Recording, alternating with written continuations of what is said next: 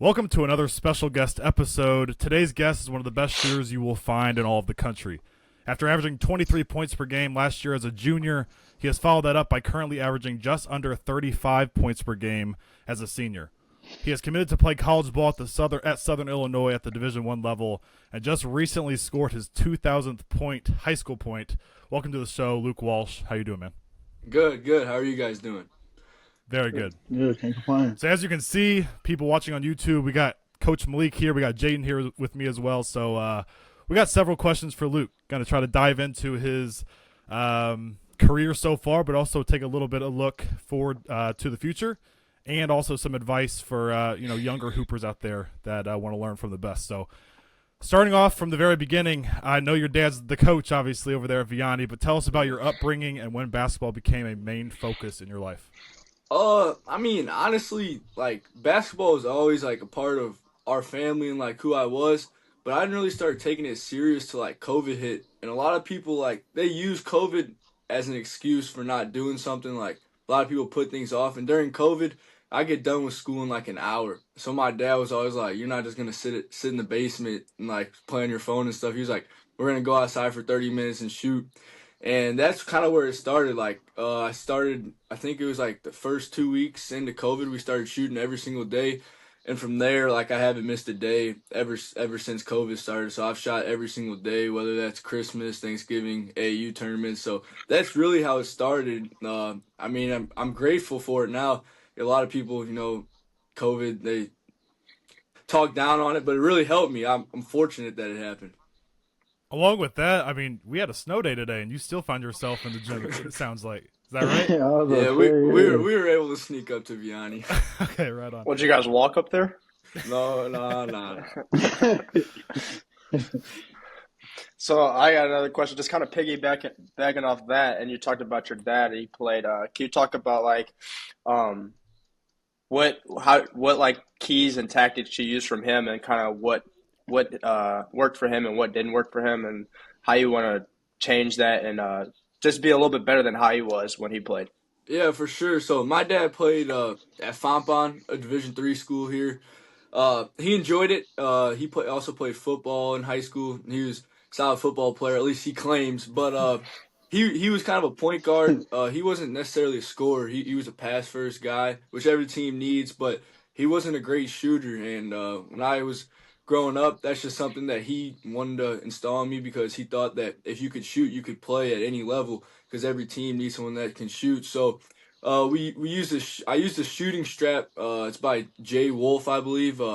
It goes on your offhand, and it keeps your thumb out the ball, so you're not pushing it with your offhand. And I would do that every day, 7th, 8th grade. I still use it now once or twice a week, and I don't shoot threes with it. I just shoot 15 feet forward shots, because I know that would translate out. When you're that young, you don't need to be out there jacking threes. Obviously, that's what everyone watches on TV. It's being able to shoot the ball from long range, but that's not how you build it. You got to start in and work your way out. And that's something that he installed in me when I was real young, was you don't have to run out to the three right away. He was just trust me, you'll be able to make threes if you start closer in. And I was like, might as well try it. And it's worked out. I was saying, worked pretty well. Yeah. Yeah. So what up, Luke? Coach G here, man. But who would you say your basketball role model is? Well, you guys remember Tony Cochran? He played at Vianney for a while. He wore number 14, could shoot it really pretty good. I watched him growing up, but then also I like watching JJ Redick. I feel like we have a similar game, and even right now, just looking at Con Knipple, what he's done at Duke, being able to catch and shoot. Obviously, he's 6'7" or whatever he is, but he does the simple stuff, which is being able being ready to shoot, which has opened his ability on offense, getting to the paint and scoring. Because if people know you can shoot it, they're gonna close out hard, and if you can get to 15 feet area and be able to pull up and shoot it or get to the rim, it's hard to guard. So definitely those three. So a couple weeks ago, I made the claim that I think you're one of the best players in the state, and I'm going to stand on that. But you are obviously also the main usage guy for Vianney. You've kind of embraced the love or hate role. You're pretty polarizing in a way. Yeah. as the main usage guy for Vianney, do you feel pressure? And if so, how do you perform I with that mean, pressure? yeah, no, that's a great question. I feel like everyone feels pressure, like especially in those big time games, like over at Highland Pack Gym, people from SIU coming down to watch, fans that love basketball. So I mean, there's always pressure. I definitely felt that more last year, even like my freshman and sophomore year. Obviously with my dad being the coach, there's always going to be people saying stuff about that. Crowds are crowds. Jaden knows he played in the MCC. It gets wild, but definitely this year I feel like I've taken a big step and just being with my guys, focusing on the court, and I feel like that's definitely helped me uh, during the games. Because like when you're focused on the crowd, you can't be focused on the game at the same time. So that's really helped me. But pressure is always going to be there. If you're not feeling pressure, then you're not doing something right. And obviously, if you're a high level, high profile guy, there's always going to be people that dislike you or they really like you a lot or they just don't care. And no, there's always going to be people that are hating and like especially on social media nowadays, all you have to do is make a random account and you can go put anything you want out there. So I mean, you just got to block it out. I mean, it's kind of a blessing that people want to take their time. What I've realized is people are taking time out of their day to make a fake account to come hate on me or hate on our team or my guys. And I mean, obviously we're doing something right if people are doing that. Exactly. Yeah. I mean, Exactly. now that you've kind of obviously made a name for yourself, do you feel, I guess, a sense of less pressure? I mean, freshman, sophomore, junior kind of had to make a name for yourself, do all the things that put your name out there. Now that you obviously have already committed, and is it more like you can play freely with being already committed? I mean, yeah, for a little bit, it's not. I feel like I said this year I don't feel much pressure at all. I've accomplished multiple things that I wanted to accomplish. Obviously, there's still some things on the table, but for me, it's just like being a good example for the kids that look up to me. I mean, Tatum says it all the time. Obviously, I'm not in the NBA, not anywhere close to that, but the reason he plays all those games on road trips is people buy those tickets to come watch him play. And obviously, not everyone in the stands is there just to watch me play, especially in the MCC. There's other great players, great teams, but for those kids that are like, oh, like he's a 6'1", 2" white kid that's playing Division I basketball, being recruited, and people know him. Like kids do look up to me, and so that's really my focus. I don't think about the pressure, just how am I showing those kids what I do, the work I put in, and how they can be successful by following me and watching my journey. Yeah, and then we'll kind of go on. So everyone knows you kind of as a 3-point shooter. How would you kind of describe your game and what works well for you and what doesn't work well?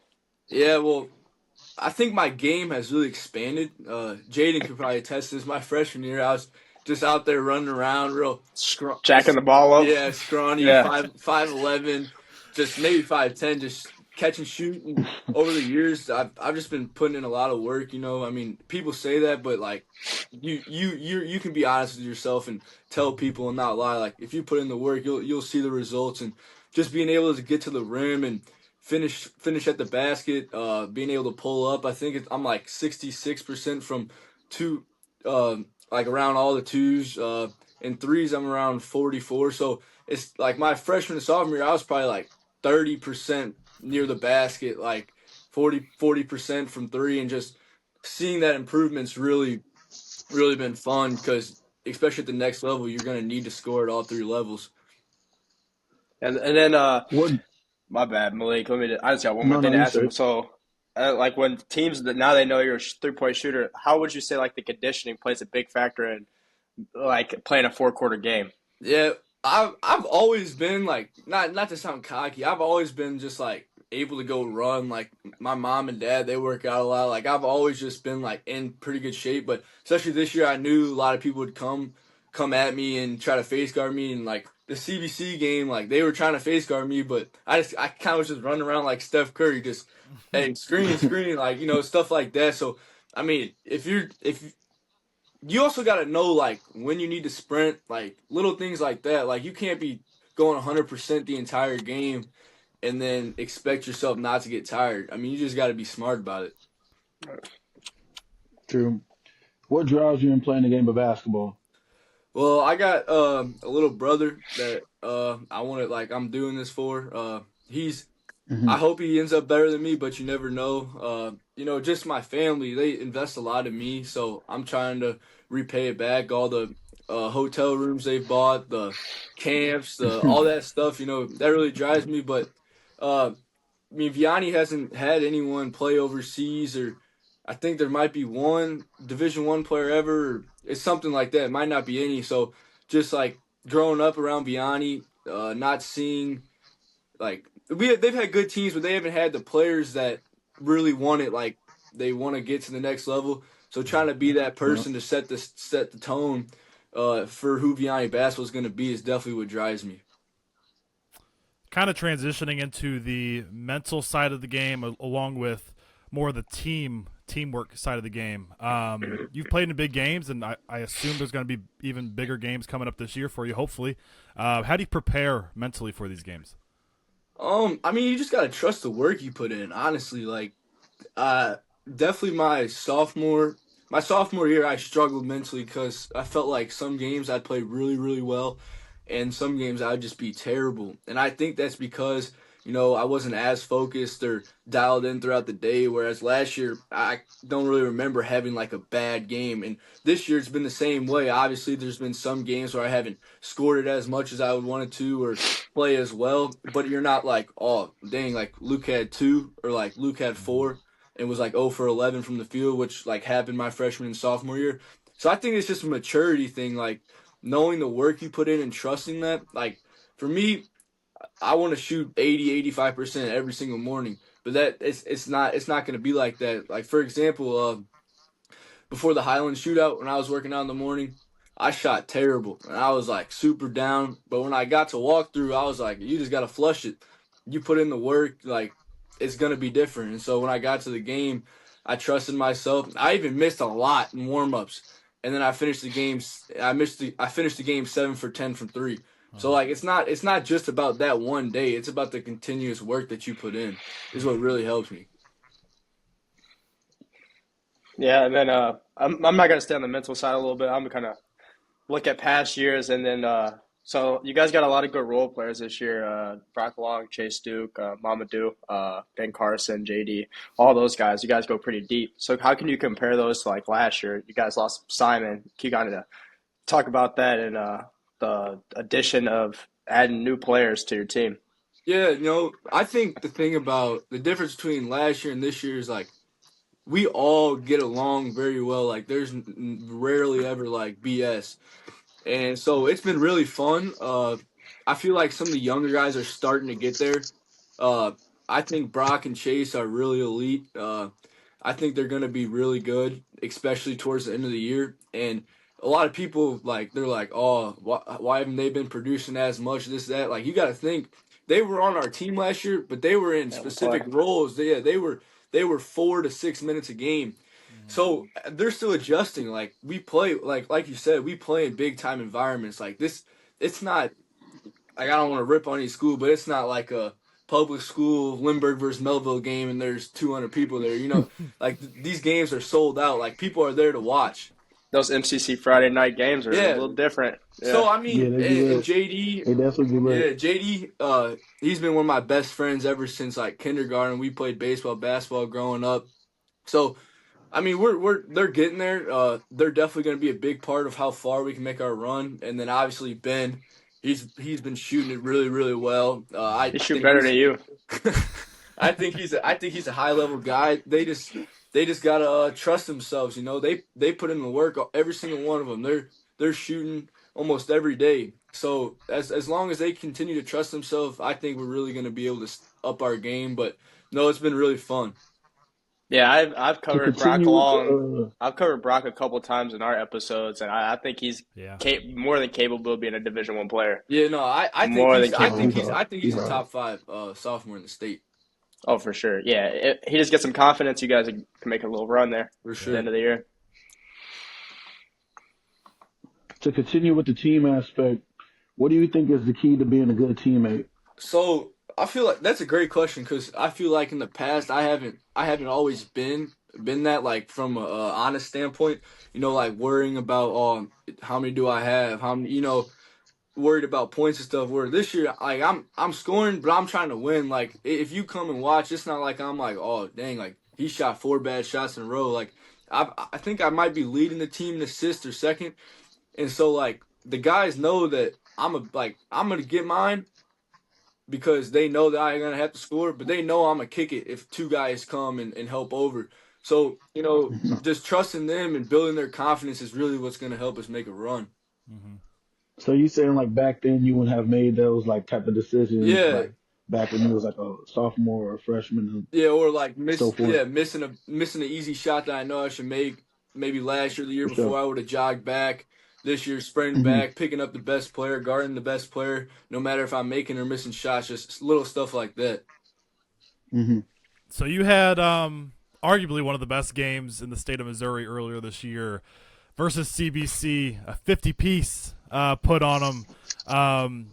Maybe I just thought this, or I thought I read this somewhere. You maybe mentioned something about a flow state. And I Yeah, think that's a term that's being used more and more these last couple of years. for sure. And even if you didn't state that for that game, I assume that was kind of where you were at for that performance. How do you describe Flow that flow state. state? And for people that don't even know what it is, describe it Yeah. for them. Well, my dad tries to tell me I need to get in that flow state every morning. Like, I mean, honestly, for me, it's just like a lot of people, it's just your reactions. Like, if you miss your first or second shot in a game, people automatically think, like, oh, yeah, I'm done. Like, in Mm-hmm. the flow state, like, you don't think about that stuff. You just continue to play.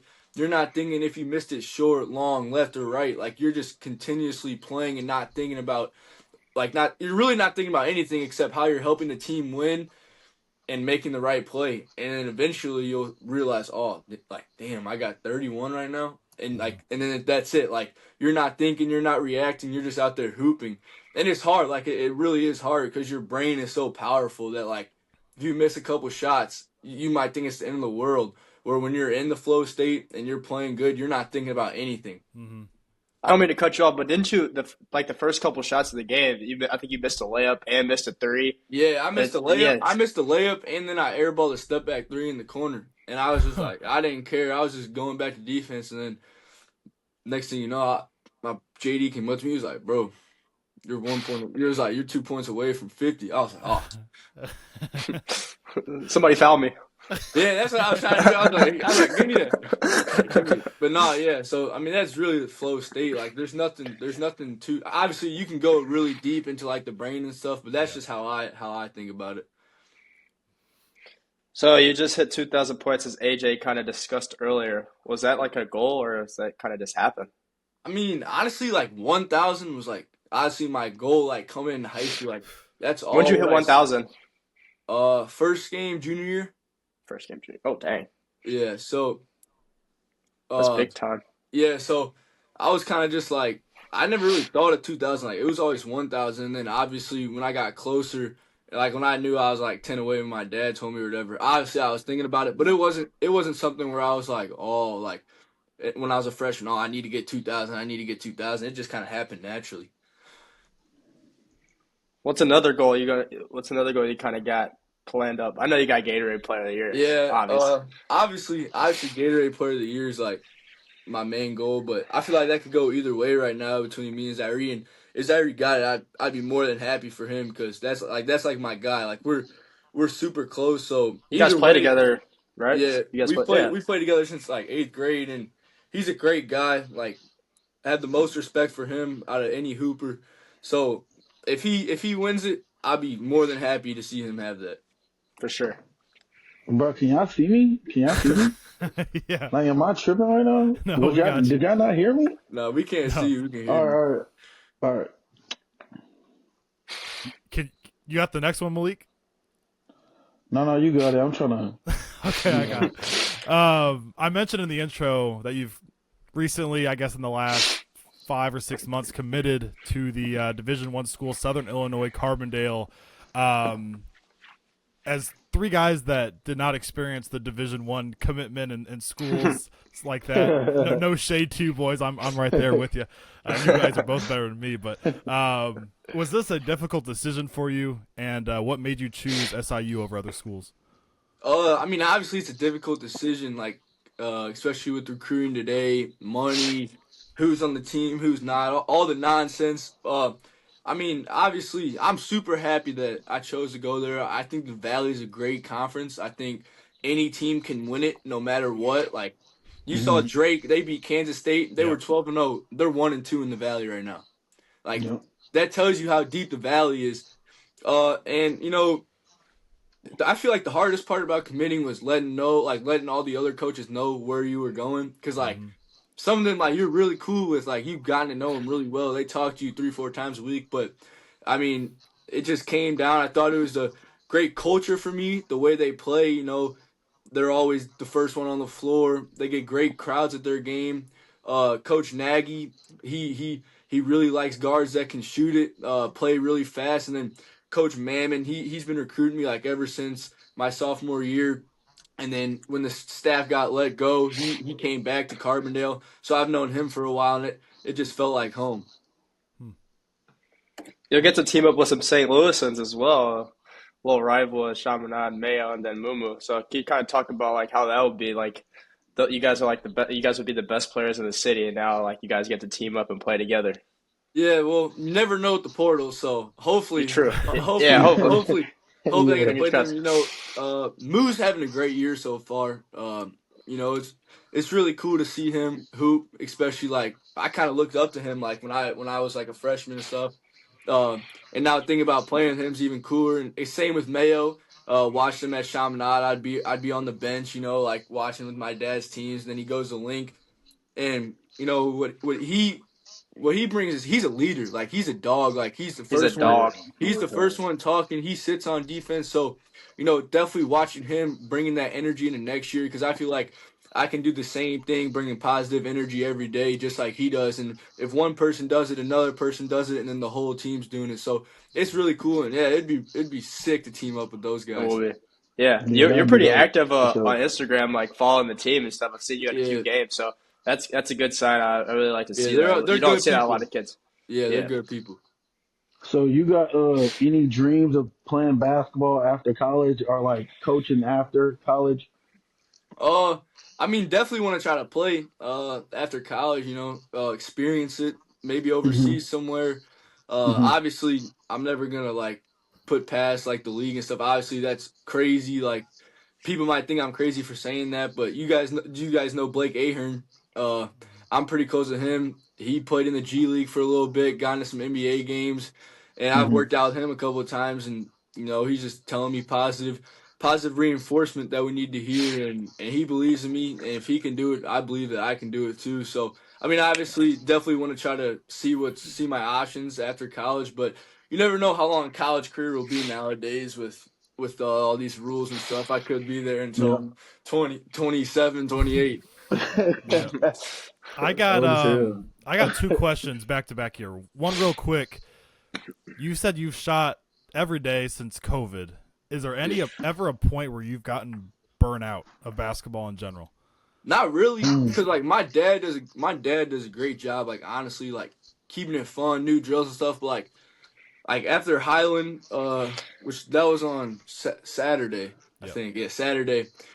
Sunday morning, I was gonna sleep in, but it was starting to snow real bad, so he woke me up at like 6, and we just went up there and shot 100 free throws. And he's like your body needs a break. Like you can't just keep going over and over again. And then obviously today we got more shots of like little stuff like that really helps. Like you don't need to go 100% every single day. Yep. Shooting 100 free throws or 200 shots, form shots does the same thing as shooting 500 shots sometimes. Along with that, there's also I assume there's going to be some younger guys watching this video, and so you kind of mentioned being a role model for your brother. I saw a clip the other day on one of your edits of you signing autographs for little ones. I think that's something you're kind of transitioning into, which I think is awesome. But with those people watching this video right now, you've obviously elevated your game from every year for your high school career, getting better and better. For those athletes that want to be like Luke eventually on the floor, any advice for them to elevate their game to that level? Well, one is just like stay in the gym, but at the same time, you don't need 100 people in your ear telling you what to do. Like I know multiple people who had the wrong people in their ear. They had too many people telling them what to do, what to not do. Just find a core group that you can trust, and you guys have a plan to get you to where you want to go. And like I said earlier, if you want to become like a good and great shooter, you don't need to just shoot threes every single day. You got to continually work on your form, start in, work your way out. And it doesn't have to be a lot, like especially when you're young, like have your mom or dad, brother or sister go rebound 15, 20 minutes for you can get 250, 300 shots of easy. Like you don't need to be going on shooting on the shooting like shoot 360 is a great place, but you don't need to do that every single day to be great. If you're going up there 2, 3 times a week, getting good shots up, that's what you need, and then use those other days to maybe work on your mechanics. So, I mean, obviously, just continue to stay in the gym and work hard, but don't let the wrong people get in your ear and tell you wrong advice. Trust the people who believe in you and want you to succeed. Yeah, block out that outside noise. For sure. Jade and Malik, you guys got anything else before we Yeah, I head got out? a big one because Okay. I played Missouri basketball, and I think Misha does a horrible job of this. Can you kind of talk about like your district assignments? Like, if we look at your top three schools, it's you, Webster Groves, St. Mary's, and Yeah, luckily you guys got the host. So, talk about yeah. what you think should change, and what do you think about that? Uh, so first of all, like I said, I'm super close with Zyrie. Like I'm really good friends with Scotty and Miles. So like, at least we all like respect each other no matter what happens. Like, there's no bad blood there. Like we all get along. Like we're all cool. But obviously, I agree. I think it is kind of dumb. Like if you look at Class 5, obviously Sykeston's very good. They're down. Uh, like down in a different district. But then like the other district, I think Burroughs is the only like They have Westminster. yeah, It's just those two. So, Burroughs and Westminster, and again, like I don't necessarily like that matchup because Westminster's like all guard based Mm-hmm. and Burroughs is all big based. So I mean, and then is Ladue Class 5? yeah, they're in that district with Yeah, Westminster and Burroughs. yeah. I was gonna say they in So that district. Yep. I think that they did a decent job of putting like 3 teams with 3 teams, but I think ours is definitely stacked. And if you look at it, Clayton's probably going to be the 4 seed, and they've had a pretty good season Yeah, Yep. so they far. got a good duo over there. So yeah, whoever gets the 1, they're going to play a really good 4. So I mean, I feel like Misha should like I don't think it should be seeded. Like I don't think they should put the teams. They say like it's geographical or whatever. I don't buy into that because if Yeah, you but look at some of the yeah, districts, Because and even I'm looking class at one six, right now, even and it class says, "Go ahead." class six, Chaminade, CBC, and DeSmet are all in the all in the Yep, same district. Like, what are we doing? you got three MCC schools in there. I mean, it's Like like at least literally. I think Chaminade would come out of that if I had to pick right now. But I do believe the Smets a really good team, and The again Smith, I yeah, respect them. But I feel like they should be on a different one, so they meet up in the quarterfinals. That'd be an electric game for yeah. sure. That'd be dope. But That'd be because extremely dope. I'm looking at the District Four in Class Five, and it's like McClure North, Fort Zumwalt East, and you talk about the geographic point. It's like yeah, that doesn't even make it does. sense. Yeah, it doesn't make sense. So But nah, but yeah, I mean that stinks that all 3 of those teams are in there. And like I said, like especially this year in the MCC, there's a lot of good teams. But the thing that I'm enjoying the most is like no one like hates each other like right now. Like everyone's just out there hooping. Like Hottie dunked on me. I was laughing and came back, shot a step back 3 and made it. Like that's how it Yeah. should be. It shouldn't. It I think doesn't. you posted it, didn't you? Repost it or Yeah, something yeah. like that. Yeah, And he yeah. called me that night and he was like giving me shit. But like it's just little stuff like that. Like that's how it should be in my opinion. Like obviously it's gonna be scrappy. It's gonna be a little chippy on the court. But like when you step off, you should be able to respect each other and look each other in the eye and be like, that's a good game. Definitely. And that's how it feels like it is this year. And it's definitely not always been like that. How do you feel about Missouri not putting the shot clock or implementing the shot clock in Missouri? Nah, they need to do that like ASAP. Like there was Yes, 3 times yes, that we could have beat Eureka if we would have held it for like 20 Mm-hmm. seconds. There could have been 3 times they could have beat us. And I'm not yep. saying that like I'm just using that game as an example. Probably should have never been that close, but uh Hmm. it really changes the game like for real. Even Yes, like Highland and stuff like all the shootouts that I mean for us we don't normally run into a situation where like we need to get the Mm-hmm. ball in someone's hand and make a play because we play really up tempo. But like a team like Westminster who runs sets forever and forever, like they could run a set for like 2.5, 3 minutes, and they wouldn't even think about it. So I Yeah, mean, but that's who they are. Like I'm not yeah. disregarding them because it works. Like the way they run their offense works, but I also think it gets people ready for the next level. And I'm not saying just Division 1. I'm talking about Division 3, NAIA, Division 2, and Division 1. Because there's been teams that would hold the ball for 3 minutes Yeah, I just know. for you to get out the zone or something like that. So So like Just that's why I don't like. my take I on know. this is, and I talked to some people from Springfield that were at Missouri State. They did that little tournament like the blue and gold. Yeah, So yeah. my thing is, if a team is gonna hold the ball, I feel like it's on the defense to come out and guard them. If you're Yeah. not gonna come out and guard them, why would you not hold it? If you're a worse team, why would you not come out and guard them? Mm-hmm. That's my opinion on that. I don't think it's the right thing to do, but if you're playing a great team, so like like if your team is not very good and you're playing a Hmm. really great team in a tournament, say the 1 versus 8 in districts or whatever it is, and I hold the ball and they don't want to come play defense, why would I? Why would I go try to score? They don't want to come guard us. So that's just my opinion. If you're Hmm. like that, then you're gonna get up and guard the ball. But I do think we need a shot clock.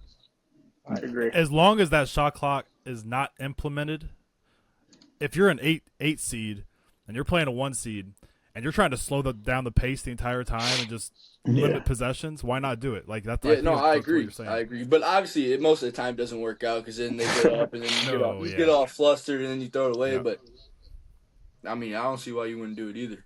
And you kind of mentioned it. Not only do I think it helps casual fans of high school sports that just pop in to watch a game, I think that helps them enjoy it more, faster pace. For sure. But also, more than anything, it helps the players. Maybe not even. I mean, it does help certain ones play at the D3, NAIA, D2, D1 level, but also just in general, like high school Makes basketball. it more fun. Yeah. Like people can get some tough buckets, like when the Yeah. clock's running down and stuff, like Yep. shots that you didn't Yep. think would go in. It's not always like the main guy. Like sometimes it's like your 7th, 8th guy's in there, and then he's got to chuck one up and it goes in, and that can Yeah. change the whole momentum of a game. Yeah. Yep. Teaches you to be efficient, all those things. So, Yeah. if you guys don't have anything else, though, I just want to thank Luke for joining the show here. Thank you. Appreciate you, Luke. We definitely plan on having you back. Maybe sometime next year or at the end of the season. Maybe a recap of how the End season of the went. season, let's do a recap. Yeah, let's do that. That'll be fun. But Luke, thanks for joining, man. And we can't wait to thank see you the rest of the season. Wait, hold on. Who do y'all play next, Luke? We were supposed to play St. Dominic tomorrow, but it got Okay. canceled. And Oh yeah. Oh, and then how's it going? we got slew on Thursday, Jaden. I will be at Shoot 360. Shout out 360. I will be there. I will not be catching that one, unfortunately. Okay.